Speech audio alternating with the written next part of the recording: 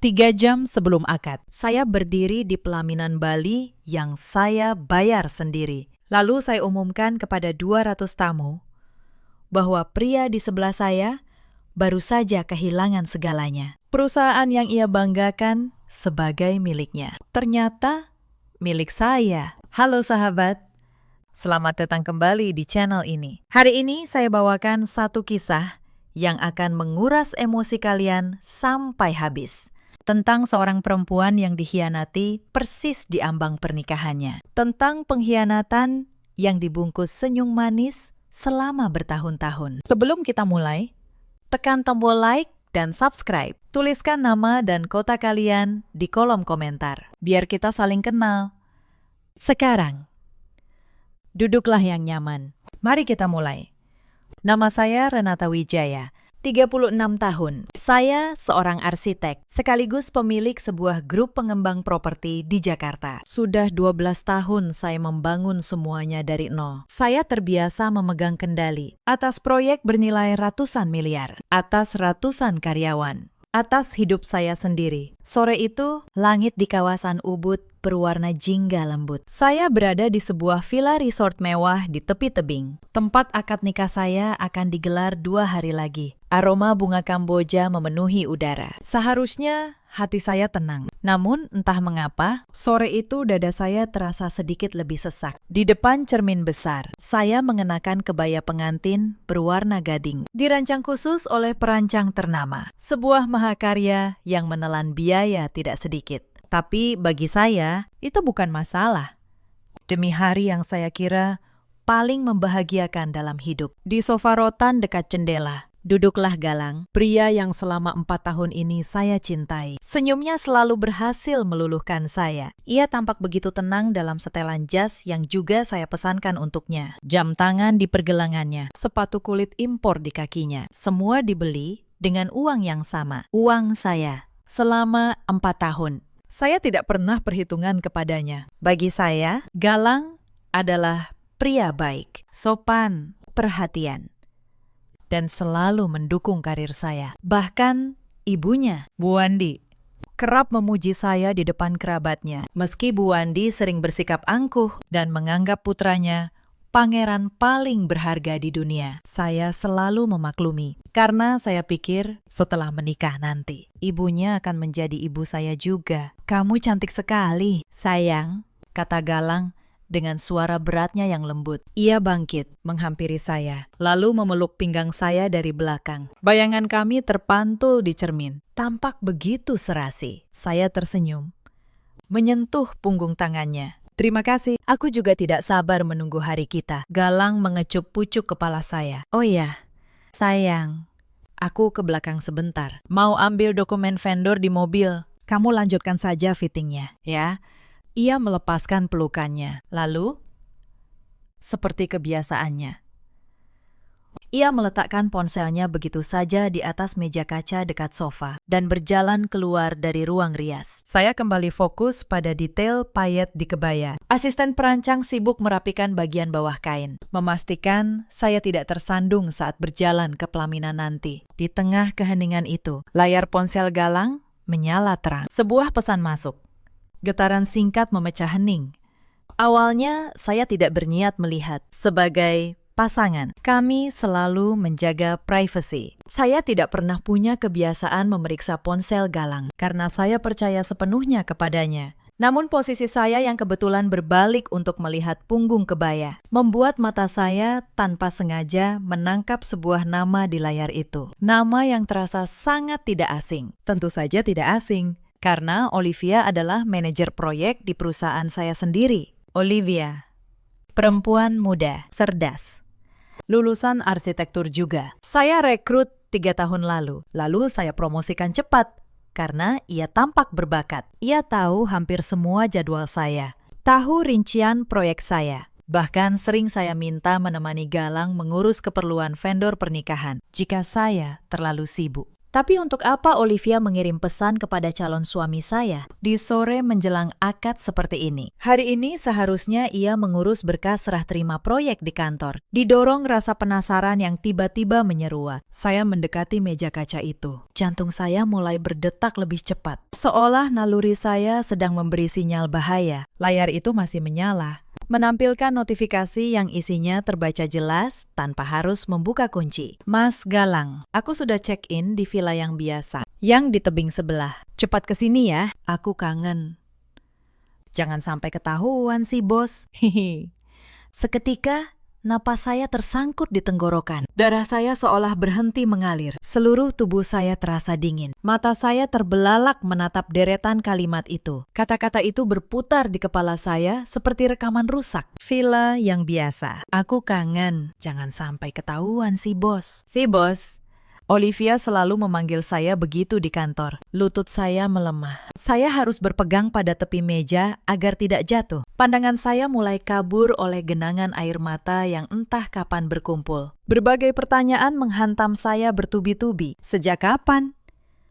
Berapa lama? Kenapa mereka bisa memesan villa termahal di resort ini? Padahal Galang selalu bilang uangnya hanya cukup untuk ditabung demi masa depan kami. Tiba-tiba, langkah kaki Galang terdengar mendekat dari lorong. Dengan panik, saya memalingkan wajah, menyeka air mata yang nyaris jatuh. Lalu berpura-pura sibuk merapikan kebaya. Galang masuk dengan senyum cerah yang sama. Sama sekali tidak menyadari badai yang baru saja menghancurkan dunia saya dalam hitungan detik. Maaf lama, sayang, katanya, sambil mengambil ponselnya dari meja dan memasukkannya ke saku celana. Gimana? Sudah selesai fittingnya. Saya menelan ludah dengan susah payah. Berusaha keras menormalkan nada suara. Sudah.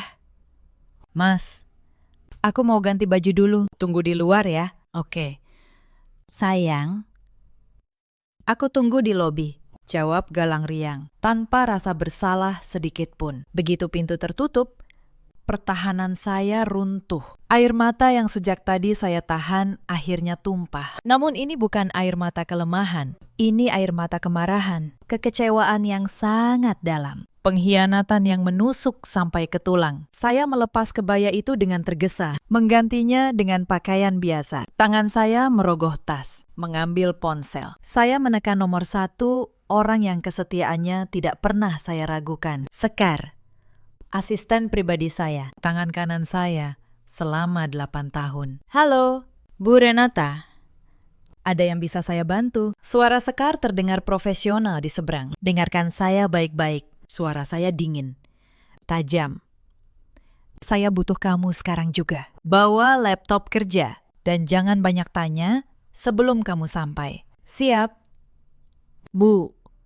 Saya berangkat sekarang. Saya menutup telepon. Lalu saya menatap pantulan diri saya di cermin. Wajah yang tadi penuh bahagia, kini berubah menjadi sesuatu yang lain. Saya pernah membangun kerajaan dari puing. Saya tidak akan runtuh hanya karena 2 orang pengecut. Setengah jam kemudian, Sekar tiba dengan napas terburu. Bu, ada apa? Ibu pucat sekali. Saya menarik kursi. Duduk. Saya akan ceritakan satu hal, dan setelah ini, kita akan bekerja sepanjang malam. Saya ceritakan semuanya. Pesan di ponsel itu, nama Olivia. Villa di tebing sebelah. Wajah Sekar mengeras, tangannya mengepal di atas meja. Olivia, manajer proyek itu. Bu, biar saya datangi villa itu sekarang. Saya seret mereka berdua keluar. Jangan. Saya mencengkeram lengannya. Mendatangi mereka sekarang hanya akan jadi keributan murahan. Galang akan bersujud minta maaf. Olivia akan menangis memohon ampun. Lalu ibunya akan mencari 1000 alasan untuk membela putranya. Tidak.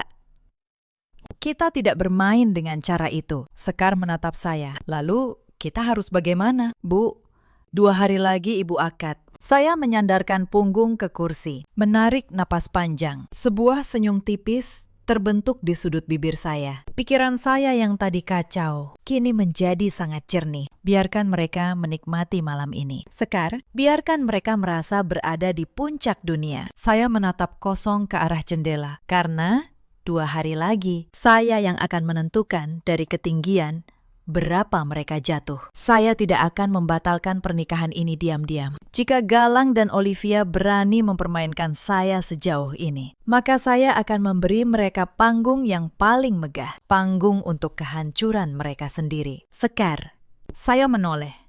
Malam ini juga, hubungi tim legal. Kumpulkan semua dokumen kepemilikan aset yang saya beli atas nama Galang. Dan satu lagi, cari tahu semua aliran dana yang pernah masuk ke rekening Olivia selama 3 tahun terakhir. Sekar mengangguk pelan. Baik, Bu. Mulai sekarang? Mulai sekarang. Saya bangkit. Kita main dengan cara mereka. Tapi, saya yang menentukan kapan permainannya selesai. Di luar, gerimis mulai turun membasahi kaca jendela. Seolah langit Bali ikut menangisi 4 tahun yang saya buang. Namun tidak ada lagi air mata yang menetes dari mata saya. Malam itu, di kamar resort, saya dan Sekar membuka laptop. Layar menyala dalam gelap. Satu-satunya cahaya di ruangan. Saya menarik kursi mendekat. Mulai dari aset. Sekar, tarik semua dokumen yang berkaitan dengan nama Galang. Jari Sekar menari di atas keyboard. Satu persatu berkas terbuka. Dan saya mulai membaca rincian dari hidup yang saya kira saya pahami sepenuhnya. Bu, kata Sekar pelan. Apartemen yang ditempati Pak Galang di kawasan Kemang. Sertifikatnya atas nama ibu. Pembayaran penuh 3 tahun lalu. Saya mengangguk. Saya ingat. Saya yang membelinya dengan dalih agar Galang lebih dekat ke kantor. Lalu, mobilnya, SUV hitam yang sering ia banggakan. STNK dan BPKB. Atas nama ibu juga. Asuransinya juga dibayar dari rekening perusahaan. Saya tertawa kecil. Tawa yang tidak mengandung kegembiraan. Lanjutkan. Dan ini, Bu. Sekar berhenti sejenak. Kafe yang katanya bisnis pribadi Pak Galang, yang sering ia ceritakan sebagai usaha rintisannya. Modal awalnya berasal dari pinjaman lunak perusahaan. Dan setiap bulan ada suntikan dana operasional dari rekening ibu. Karena katanya kafe itu selalu rugi. Rasa mual mengocok perut saya. Bisnis rintisannya. Usaha yang ia banggakan di depan teman-temannya. Semuanya berdiri di atas uang saya. Ada satu lagi yang aneh. Bu, kata Sekar. Matanya menyipit ke layar. Perusahaan tempat Pak Galang bekerja sekarang, yang ia sebut sebagai startup miliknya bersama beberapa teman. Saya cek struktur pemegang sahamnya. Saya memiringkan badan. Dan Sekar mengangkat wajah, menatap saya dengan ekspresi sulit dijelaskan. Pemegang saham mayoritasnya bukan Pak Galang. Bu, 3 tahun lalu, melalui perusahaan investasi anak usaha grup kita, ibu menanamkan modal besar di sana. 51%. Pak Galang hanya pemegang saham minoritas dengan jabatan direktur operasional yang ia sebut perusahaannya sebenarnya milik ibu. Untuk beberapa saat saya hanya diam. Saya ingat investasi itu. Saya melakukannya diam-diam sebagai hadiah masa depan. Saya ingin Galang merasa ia membangun sesuatu sendiri tanpa tahu bahwa sayalah yang menopang fondasinya. Saya pikir itu cinta. Ternyata itu rantai yang saya pasang di pergelangan tangan saya sendiri. Jadi, kata saya pelan, pria yang malam ini sedang bermesraan dengan bawahan saya di villa yang dibayar dengan uang saya, sebenarnya bekerja di perusahaan saya, tinggal di apartemen saya, mengendarai mobil saya. Sekar menunduk. Begitulah, Bu. Saya menutup mata sejenak, lalu membukanya kembali. Sekarang, Olivia, buka data kepegawaiannya. Semua pengajuan dana. Semua aliran rekening. Sekar membuka folder baru, membaca, lalu wajahnya berubah. Bu, Olivia mengajukan dana bantuan karyawan 4 kali dalam 2 tahun. Totalnya 80 juta. Alasannya, untuk biaya operasi mata ibunya yang katanya hampir buta. Saya ingat pengajuan itu. Saya menyetujuinya tanpa ragu, karena saya iba. Karena saya percaya pada wajah polosnya. Tapi saya cek aliran dananya. Bu, Sekar menelan ludah. Uang itu tidak pernah masuk ke rumah sakit manapun. Dana itu ditransfer ke rekening sebuah pengembang. Uang muka untuk sebuah unit apartemen studio di gedung yang sama dengan apartemen Pak Galang. Saya mengepalkan tangan hingga buku-buku jari saya memutih. Operasi mata. Ibu yang hampir buta. Semua itu narasi murahan untuk memeras simpati saya. Dan saya, dengan bodohnya, menandatangani setiap pengajuan tanpa verifikasi. Karena saya terlalu percaya. Galang dan Olivia tidak hanya mengkhianati saya, mereka merampok saya. Mereka menginjak kecerdasan saya tepat di bawah hidung saya sendiri. Masih ada lagi, Bu, kata Sekar. Suaranya nyaris berbisik. Saya telusuri transaksi kartu kredit tambahan yang ibu titipkan ke Pak Galang. 3 bulan lalu, ada pembelian di butik perhiasan ternama. Sebuah kalung berlian, senilai 120 juta. Saya mengerutkan kening. Saya tidak pernah menerima kalung itu. Memang tidak. Bu, Sekar menelan ludah. Tapi saya ingat sesuatu saat acara ulang tahun perusahaan beberapa bulan lalu. Olivia memakai kalung berlian. Saat itu ia bilang, itu imitasi, beli di pasar malam. Ciri-cirinya persis sama dengan yang ada di tagihan ini. Saya tertawa, tawa yang sama sekali tidak mengandung kegembiraan. Hanya getir, imitasi pasar malam yang dibayar dengan kartu kredit saya. 120 juta, luar biasa. Sekar. Mereka bahkan memakai uang saya untuk menghias perempuan yang menikam saya. Sekar menunduk. Tidak sanggup menatap saya. Lanjutkan, kata saya. Saya ingin tahu semuanya malam ini. Setiap rupiah, setiap kebohongan. Tidak ada yang boleh terlewat. Jari Sekar kembali bergerak di keyboard. Layar terus menampilkan deretan transaksi. Tas bermerek dari Paris. 80 juta. Tagihan rutin akhir pekan di berbagai hotel dan resort. Makan malam mahal yang tak satu pun pernah saya hadiri. Setiap baris adalah luka baru. Tapi setiap luka juga adalah satu peluru untuk senapan yang sedang saya isi diam-diam. Di tengah keheningan itu, ponsel saya berdering nyaring. Layarnya menampilkan satu nama yang membuat rahang saya mengeras. Bu Wandi, ibu kandung Galang. Saya menatap layar itu beberapa detik, membiarkannya berdering. Sekar menatap saya, seolah bertanya apakah saya akan mengangkatnya. Saya menarik napas panjang, merapikan raut wajah, mengubah nada suara menjadi seceria mungkin. Topeng pertama saya malam ini resmi saya kenakan. Halo, Bu. Assalamualaikum. Sapa saya lembut.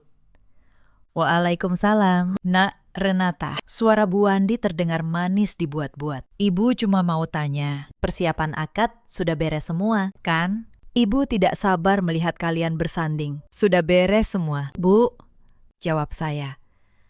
Tinggal menunggu hari bahagianya. Bagus, bagus. Oh ya, Nak, soal mahar dan seserahan kemarin. Ibu rasa kurang pantas kalau menantu sekaya kamu memberi seserahan sesederhana itu. Tetangga ibu bisa bicara macam-macam. Kamu kan punya. Tolong dilebihkan sedikit, ya. Demi nama baik keluarga Galang. Saya tersenyum di telepon. Sebuah senyum yang tidak bisa ia lihat. Tentu, Bu, saya akan pastikan semuanya pantas. Bahkan lebih dari yang ibu bayangkan. Nah, begitu. Memang, kamu menantu idaman. Ya sudah, istirahat ya, Nak. Sampai ketemu di hari akad. Iya, Bu. Sampai ketemu. Saya menutup telepon. Senyum di wajah saya luruh dalam sekejap. Sekar menatap saya. Bu, ibu kuat sekali bisa bicara seperti itu? Bukan kuat, Sekar.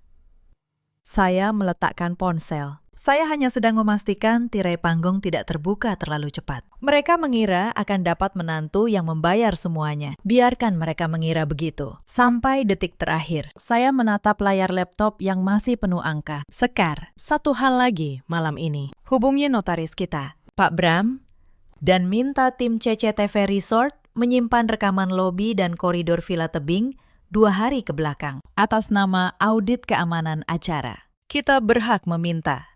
Saya yang menyewa seluruh resort ini. Sekar mengangkat alis.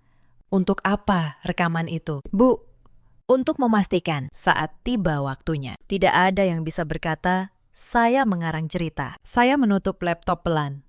Saya tidak butuh drama. Saya butuh bukti. Hitam di atas putih. Malam itu, saya tidak tidur. Saya duduk di balkon villa, menatap lampu-lampu resort yang berkelip di kegelapan. Di salah satu villa di tebing sebelah, dua orang sedang merayakan kemenangan yang mereka kira sudah di tangan. Mereka tidak tahu, di seberang sana, seorang perempuan sedang menyusun setiap detail kejatuhan mereka. Esok paginya, saya bangun dengan kepala yang dingin. Hari pertama dari 2 hari terakhir sebelum akad. Hari yang seharusnya saya habiskan untuk gladi resik dan pengajian keluarga. Dan saya berniat menghadirinya dengan senyum yang sempurna. Mobil saya tiba di resort pukul 9. Keluarga Galang sudah berkumpul di aula. Bu Wandi duduk di tengah, dikelilingi kerabat. Dengan perhiasan emas berlebihan di sekujur tubuhnya, Galang berdiri di sampingnya, mengenakan kemeja yang saya belikan minggu lalu. Begitu melihat saya, ia tersenyum lebar dan menghampiri. "Sayang, kamu sudah datang. Aku kangen," katanya. Mencium pipi saya. Saya membalas senyumnya. Sempurna. "Aku juga." "Mas, semalam tidurmu nyenyak." "Nyenyak sekali," jawabnya tanpa ragu. Aku langsung tidur begitu sampai apartemen. Saya menahan tawa di dalam dada. Apartemen. Tentu saja, saya tahu persis di mana ia tidur semalam dan dengan siapa. Tapi saya hanya mengangguk. Bagus. Hari ini hari penting. Di sudut aula, saya melihatnya. Olivia. Mengenakan gaun yang anggun. Sibuk berpura-pura mengatur vendor dekorasi. Ia tersenyum sopan saat mata kami bertemu. "Selamat pagi, Bu Renata." Semua persiapan berjalan lancar. "Ibu, tenang saja." Saya menatapnya. Wajah polos yang sama, senyum penurut yang sama. Saya tersenyum balik. "Terima kasih, Olivia. Kamu selalu bisa saya andalkan. Saya beruntung sekali punya orang seperti kamu di samping saya." Sesuatu berkelebat di mata Olivia. Sekejap saja, lalu hilang. "Itu sudah tugas saya, Bu." Saya berjalan menjauh. Di belakang saya tahu Olivia masih menatap. Saya ingin ia merasa aman. Saya ingin ia merasa menang. Karena semakin tinggi mereka merasa berdiri, semakin keras suara mereka jatuh nanti. Sambil berjalan, ingatan saya melayang ke belakang, ke tanda-tanda yang dulu saya abaikan. Selama setahun terakhir, Galang sering menolak jika saya ajak mampir ke kafenya. Selalu dengan alasan sedang ada renovasi. Saya percaya begitu saja, padahal mungkin di balik pintu kafe itu ada hal-hal yang tidak ingin ia tunjukkan kepada saya. Olivia pun begitu. Ia kerap minta izin pulang lebih awal, dengan alasan menemani ibunya terapi mata di rumah sakit. Saya selalu mengizinkan. Bahkan, saya beri ia bonus tambahan karena saya kagum pada baktinya. Padahal, terapi itu tidak pernah ada. Yang ada hanyalah pertemuan-pertemuan rahasia dengan pria yang seharusnya menjadi suami saya. Saya teringat satu sore, beberapa bulan lalu. Saya tidak sengaja melihat Olivia turun dari sebuah mobil di basement kantor. Mobil yang saya kenal, SUV hitam, mobil Galang. Saat itu, saya bertanya, dan Olivia menjawab dengan tenang, bahwa Pak Galang kebetulan lewat dan menawarinya tumpangan. Karena mereka searah, saya percaya. Karena mengapa saya harus curiga pada dua orang yang paling saya percaya? Sekarang, potongan-potongan itu menyatu, seperti puzzle yang selama ini saya abaikan. Karena saya terlalu sibuk membangun kerajaan, hingga lupa memasang pagar di rumah saya sendiri. Setiap senyum, setiap alasan manis, kini terasa seperti racun yang menyengat tenggorokan saya. Tapi saya tidak akan tenggelam dalam penyesalan. Penyesalan adalah kemewahan bagi orang yang sudah kalah. Dan saya belum kalah. Saya baru saja akan mulai. Sepanjang hari itu, saya memainkan peran saya dengan sempurna. Saya tertawa bersama kerabat Galang. Saya memuji masakan Bu Wandi. Saya berfoto dengan Galang. Tangan kami bergandengan. Senyum kami menghadap kamera. Di setiap foto itu, hanya saya yang tahu bahwa saya sedang berfoto dengan reruntuhan saat gladi resik. Panitia menjelaskan alur acara, di mana saya akan duduk, di mana Galang akan menanti, kapan penghulu akan naik ke pelaminan. Saya mendengarkan dengan saksama, lalu saya mengangkat tangan. "Maaf, satu permintaan," kata saya. Saya ingin ada satu sesi sambutan singkat dari saya sebelum akad. Sekedar ucapan terima kasih kepada para tamu. Tolong siapkan mikrofon dan layar proyektor besar di belakang pelaminan. Panitia mencatat. Galang menoleh. Sedikit heran. Sambutan. Sayang. Tidak biasanya kamu suka tampil. Saya tersenyum kepadanya. Hari ini istimewa. Mas, aku ingin semua orang tahu betapa berartinya hari ini bagiku. Aku ingin mengatakannya langsung, di depan semua orang. Galang tersenyum bangga. Tentu saja, kamu memang luar biasa. Ia tidak tahu, layar proyektor itu bukan untuk ucapan terima kasih. Layar itu adalah panggung penghakiman. Malam menjelang akad, saya kembali bekerja dengan tim legal melalui sambungan video. Pak Bram, notaris saya, sudah menyiapkan semuanya. Dokumen kepemilikan apartemen, mobil, surat-surat saham perusahaan, salinan rekening kafe, dan berkas aliran dana Olivia. Semua tersusun rapi dalam satu map. Dan satu lagi, rekaman CCTV resort. Galang dan Olivia berjalan beriringan menuju villa tebing. Tangan Galang merangkul pinggangnya. Jelas, tidak terbantahkan. Bu, kata Pak Bram dari layar. Secara hukum, semua aset ini memang atas nama ibu. Pembekuan akses Pak Galang ke fasilitas perusahaan bisa dilakukan kapan saja ibu perintahkan. Pemberhentian dari jabatan direktur operasional juga sah, karena ibu pemegang saham mayoritas. Soal Olivia, aliran dana fiktif itu masuk kategori penyalahgunaan dana bantuan dengan keterangan palsu. Bisa dibawa ke ranah pidana. Saya mengangguk. Lakukan semuanya. Tapi tahan eksekusinya. Saya beri kalian satu kata kunci. Saat saya sebut kata itu di sambutan besok, kalian jalankan semuanya serentak. Pembekuan akses, pemberhentian jabatan, dan laporan ke pihak berwenang. Pada detik yang sama, apa kata kuncinya, Bu? Saya menatap layar. Saat saya bilang, saya ingin memperkenalkan investor sesungguhnya di balik semua ini. Itu aba-abanya. Pak Bram mengangguk. Dimengerti. Bu, saya menutup sambungan. Lalu, saya berjalan ke jendela. Tapi malam itu belum berakhir, karena mereka belum tahu betapa banyak yang sudah saya pegang di tangan. Pagi berikutnya, di sela gladi racing, saya menyaksikan sebuah pertunjukan kecil. Galang berdiri di tengah kerabatnya, bercerita dengan dada membusung. Perusahaan saya tahun ini ekspansi ke 3 kota, katanya. Saya yang merintisnya dari nol. Memang berat jadi pengusaha muda, tapi hasilnya sepadan. Kerabatnya manggut-manggut kagum. Bu Wandi tersenyum bangga, menepuk lengan putranya. Anak ibu memang hebat. Calon menantu ibu beruntung sekali dapat suami sesukses Galang. Saya berdiri tidak jauh dari sana, memegang gelas air mineral, mendengar setiap kata.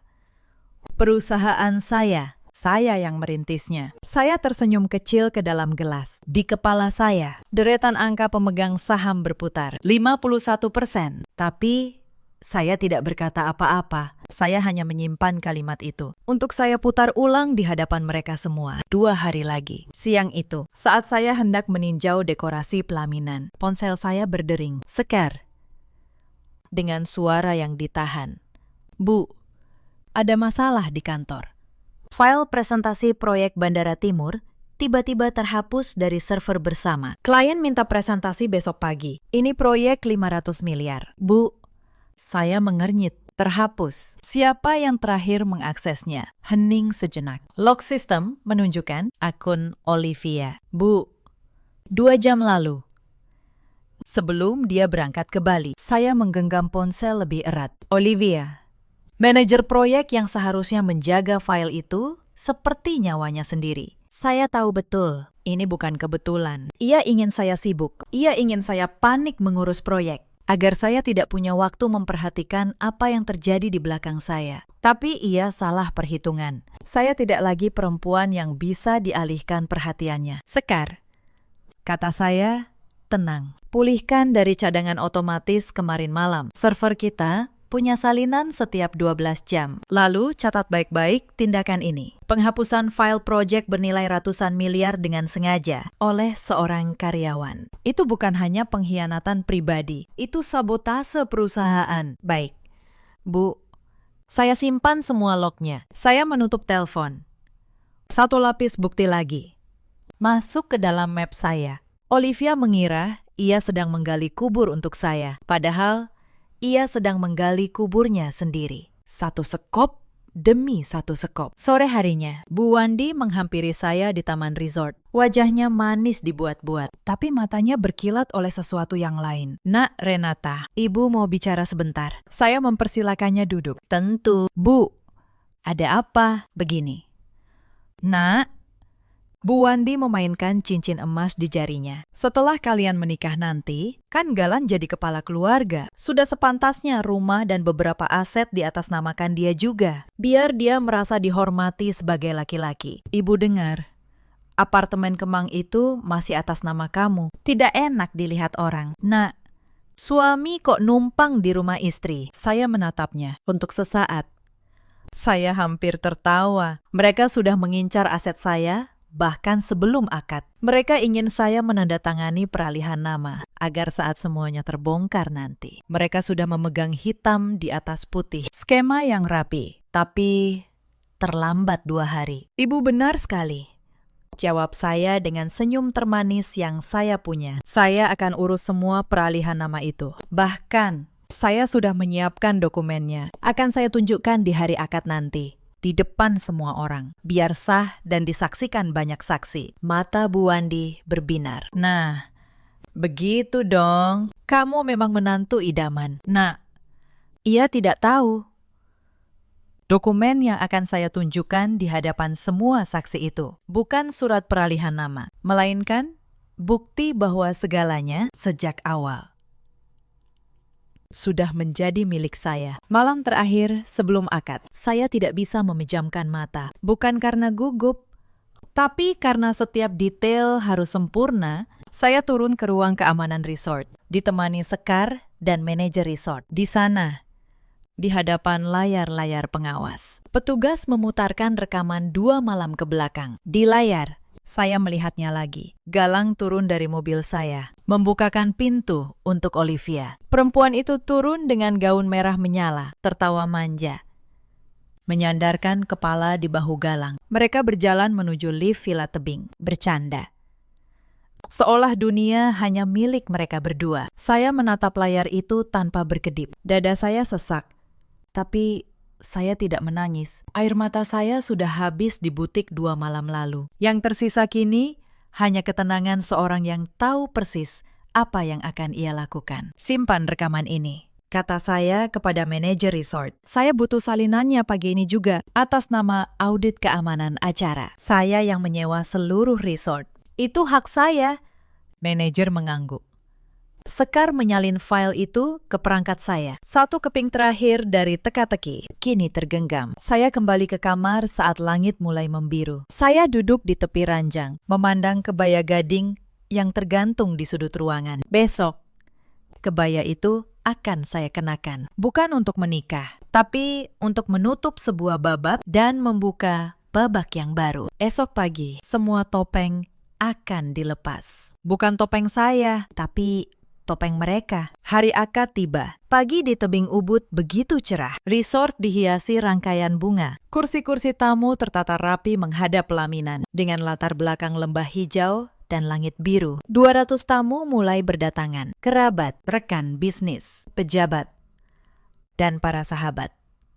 Semua mengira mereka datang ke sebuah pernikahan. Saya mengenakan kebaya gading itu lagi. Di cermin, saya menatap diri saya. Hari ini saya bukan pengantin. Hari ini, saya adalah hakim. Sekar berdiri di belakang saya, memegang map berisi semua bukti. Bu, bisik Sekar. Ibu yakin? Saya tidak pernah seyakin ini, jawab saya. Galang sudah menunggu di pelaminan, tampan dalam setelan jasnya. Bu Wandi duduk di barisan depan, tersenyum bangga. Perhiasan emasnya berkilauan, tertimpa matahari. Dan di sisi panggung, Olivia berdiri, mengawasi jalannya acara dengan papan catatan di tangan. Wajah penurut yang sempurna. Penghulu naik ke pelaminan. Suasana hening. Pembawa acara mengumumkan bahwa sebelum akad dimulai, Mempelai wanita ingin menyampaikan sambutan singkat. Saya berjalan ke tengah panggung, mikrofon di tangan. Di belakang saya, layar proyektor besar menyala. Masih kosong. Saya menatap 200 wajah yang menanti. Lalu, saya mulai bicara. Terima kasih kepada semua yang hadir hari ini. Kalian datang dari jauh untuk menyaksikan apa yang kalian kira adalah hari paling bahagia dalam hidup saya. Saya berhenti sejenak, tersenyum.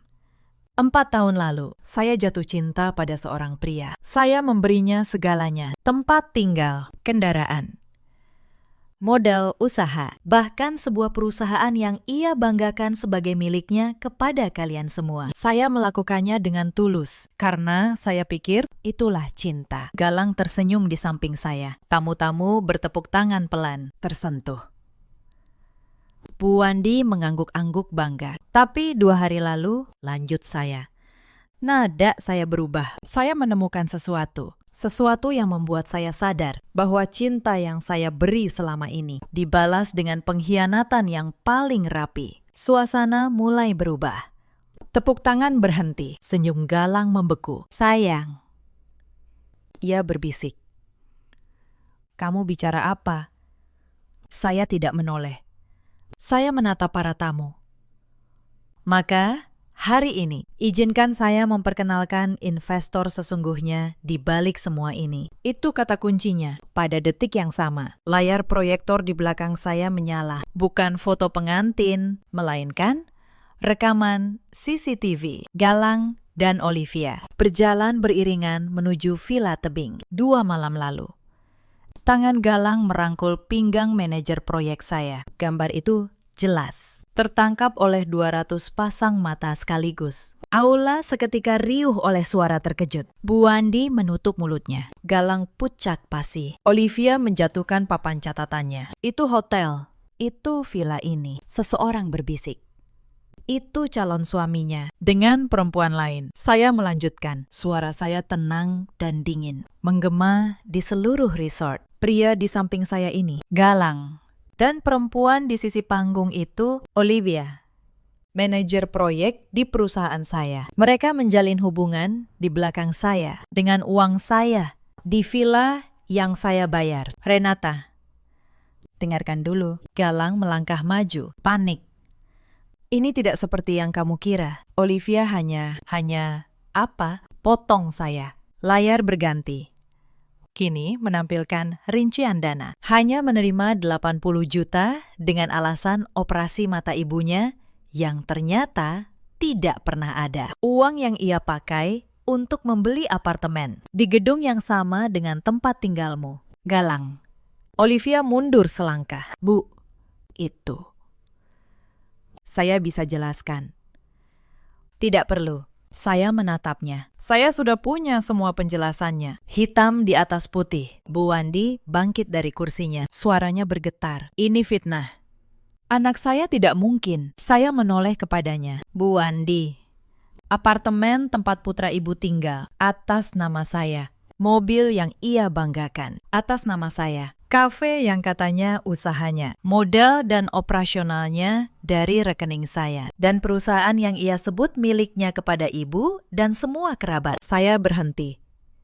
51% sahamnya milik saya. Galang hanya seorang direktur operasional, karyawan. Di perusahaan saya, Bu Wandi terhuyung, jatuh kembali ke kursinya. Wajahnya yang tadi angkuh, kini sepucat kertas. Ia baru saja menyadari gaya hidup mewah yang ia pamerkan lenyap dalam hitungan menit. Saya mengangkat ponsel, mengetik satu pesan ke tim legal. Lalu saya menatap Galang dan mengenai jabatanmu di perusahaan. Galang, selamat. Kamu baru saja menandatangani surat pengunduran dirimu sendiri dengan pengkhianatan ini. Akses kartu, mobil, dan apartemenmu sudah dibekukan sejak 1 menit yang lalu. Saat ini, tim saya sedang mengosongkan unit yang kamu tempati. Galang jatuh berlutut di pelaminan. Renata, tolong. Aku salah. Beri aku kesempatan. Aku mencintaimu. Saya menatapnya dari atas. Pria yang 2 hari lalu masih saya kira pelabuhan terakhir saya. Kamu tidak pernah mencintai saya. Galang. Kamu mencintai apa yang bisa saya beri. Dan hari ini, saya cabut semuanya. Saya berbalik menghadap tamu, mengangkat dagu. Saya mohon maaf atas ketidaknyamanan ini, tapi saya menolak menikahi seorang pria yang memelihara ular di dalam rumah saya. Akad hari ini. Resmi, saya batalkan. Saya meletakkan mikrofon, lalu berjalan turun dari pelaminan dengan kepala tegak. Di belakang saya, suara mulai pecah. Galang meratap. Bu Wandi menangis sambil menyebut nama putranya. Olivia mencoba menyelinap keluar lewat pintu samping. Tapi, 2 petugas keamanan yang sudah saya siapkan menghadang langkahnya. Sekar berdiri di sana, menunggunya. Dengan map bukti di tangan. Olivia, kata Sekar tenang.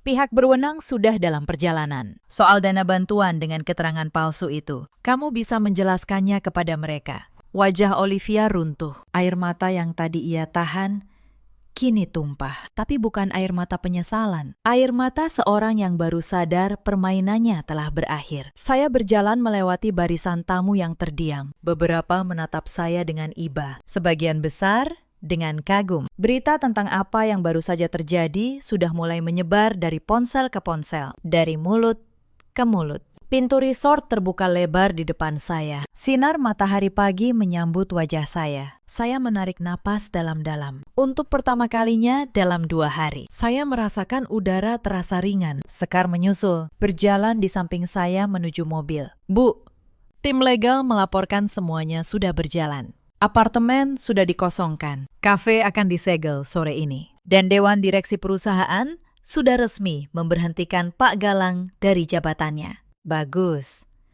Sekar, saya membuka pintu mobil.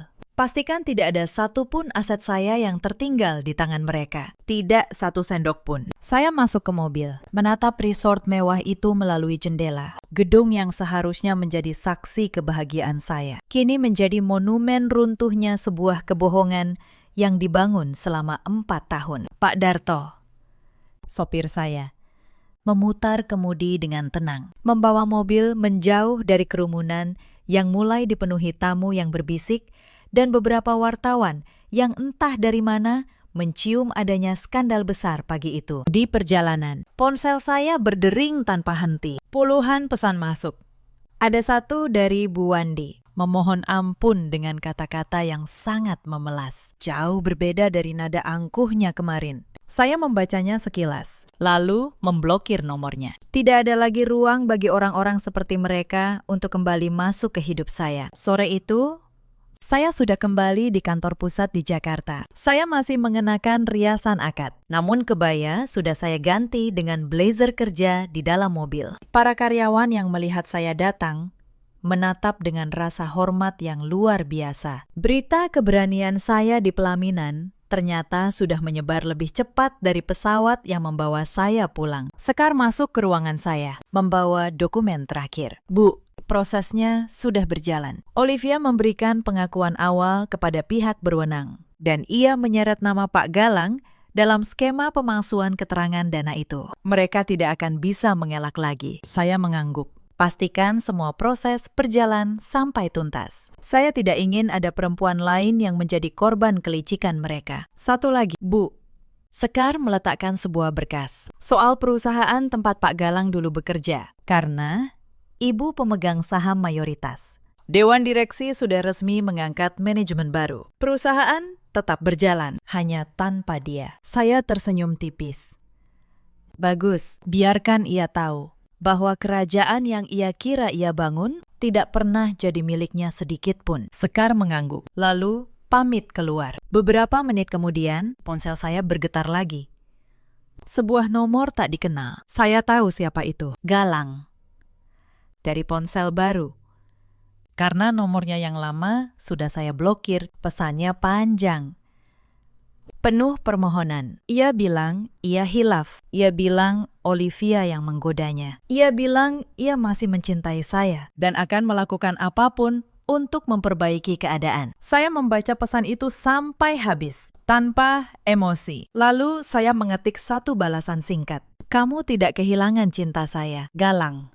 Kamu kehilangan akses ke dompet saya. Dan itu yang sebenarnya kamu tangisi. Saya mengirimnya, lalu memblokir nomor itu juga. Tidak ada lagi ruang untuk mereka. Pintu sudah saya tutup, dan saya tidak berniat membukanya lagi. Saya berdiri, berjalan ke jendela besar di ruangan saya, menatap cakrawala kota Jakarta yang mulai menguning oleh senja. Saya teringat masa-masa ketika saya benar-benar mencintai Galang. Bagaimana saya, dengan tulus, ingin berbagi segalanya dengannya. Namun pengkhianatan ini memberi saya pelajaran paling berharga, bahwa cinta tidak boleh membuat seseorang menjadi buta. Buta pada logika, dan buta pada kenyataan. Di atas meja saya masih ada satu foto. Foto pertunangan saya dengan Galang dalam bingkai perak. Saya mengambilnya, menatapnya sejenak. Lalu, dengan tenang, saya melepas foto itu dari bingkainya, merobeknya menjadi dua, dan membuangnya ke tempat sampah. Pintu masa lalu saya telah tertutup rapat, dan kuncinya kini hanya ada di tangan saya. Hari ini saya kehilangan seorang calon suami, tapi saya menemukan kembali diri saya yang sejati. Saya bukan lagi perempuan yang bisa dimanipulasi oleh kata-kata manis. Saya adalah pemegang kendali atas kebahagiaan saya sendiri. Cerita ini mengajarkan kita satu hal, bahwa kebaikan tidak boleh menjadi alasan untuk berhenti waspada. Jangan pernah memberikan seluruh kepercayaan tanpa menyisakan sedikit kewaspadaan. Dan jangan pernah membiarkan cinta membuat kita lupa pada harga diri sendiri. Ada banyak perempuan di luar sana yang seperti saya dulu, yang bekerja keras membangun segalanya, lalu menyerahkan semuanya kepada orang yang salah atas nama cinta.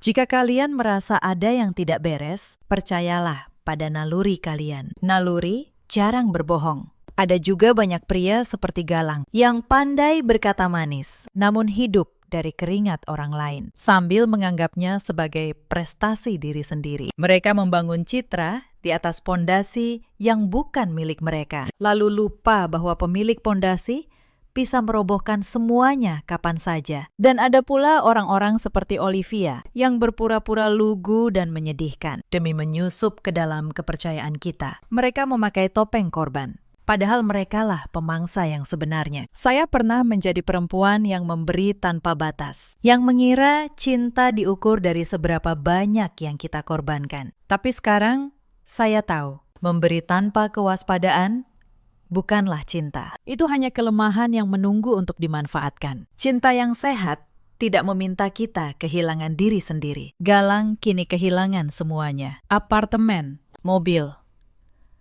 jabatan, dan nama baiknya. Olivia harus mempertanggungjawabkan perbuatannya di hadapan hukum. Bu Wandi, yang dulu begitu angkuh, kini hidup dalam bisik-bisik tetangga yang dulu ia banggakan. Dan saya bangkit. Lebih kuat, lebih waspada, dan jauh lebih bebas. Kunci kebahagiaan saya mulai hari itu tidak akan pernah lagi saya titipkan ke tangan siapapun. Dalam hidup, kita selalu punya pilihan untuk tetap menjadi korban atau bangkit menjadi penentu takdir sendiri. Saya memilih yang kedua, dan saya tidak pernah sekalipun menyesalinya. Karena di hari saya kehilangan seorang calon suami, saya justru menemukan kembali seseorang yang jauh lebih berharga. Diri saya sendiri. Bagaimana menurut kalian? Apakah yang saya lakukan terlalu kejam atau justru setimpal? Ceritakan pendapat dan kisah kalian di kolom komentar. Terima kasih sudah menemani sampai akhir. Sampai jumpa di kisah berikutnya, sahabat semua.